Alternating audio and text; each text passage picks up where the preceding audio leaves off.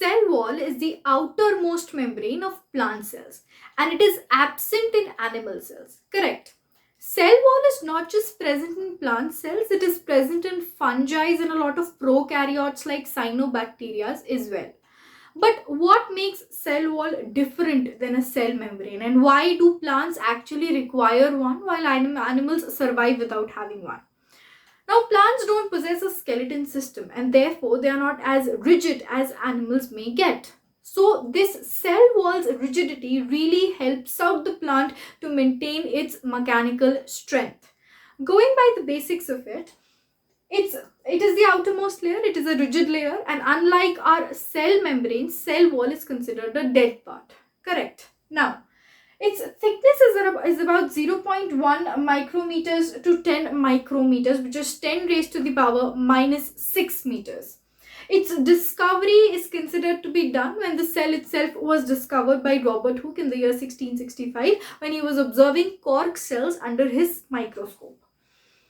Now, in different animals, cell wall is made up of different substances. For example, in plants, we know it is made up of cellulose. What is cellulose? It is a complex carbohydrate. It is made up of cellulose and hemicellulose.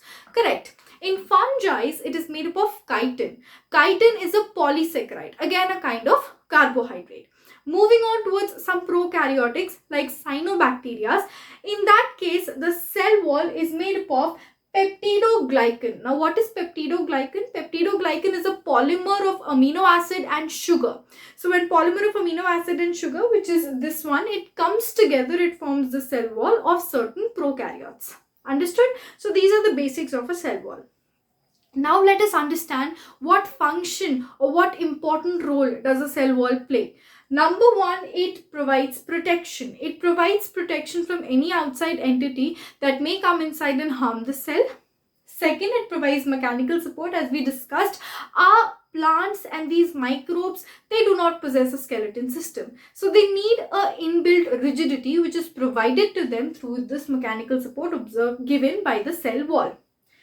They provide a shape. Now, because this cell wall is rigid in nature, it does not accommodate very much like a cell membrane does. In that case, it ensures that a cell has a particular shape fixed. Next, it prevents undue expansion. Now, what happens is sometimes now this point and the next one, exerting wall pressure. Understand one thing, that sometimes when I put my cell in a solution where inside solvent concentration is more and outside solvent concentration is less. For example, I take a cell. Okay, I put it in an extremely pure water where there are absolutely no salt molecules outside. Wherein inside we are having so many protein molecules, so many salt molecules. So inside the concentration of water is less and salt is more. Outside, the concentration of water is more and salt is less. So what is going to happen? Water will start moving inside the cell. In that case, the cell will swell up. Now, this is a situation where the cell may burst. But our cell wall ensures, because of its rigidity, that it does not. So it does not allow an expansion that is going to harm the cell. We are going to understand about this concept very well in the next lecture. So if you're having a little difficulty understanding this, let it go. Alright, so just understand that if in any circumstances the cell is trying to expand more than it really should expand, the cell wall stops it. Next, it exerts wall pressure. Again, if there is extra expansion coming from inside, the cell wall is going to exert a pressure towards inside so that the cell does not expand more than required.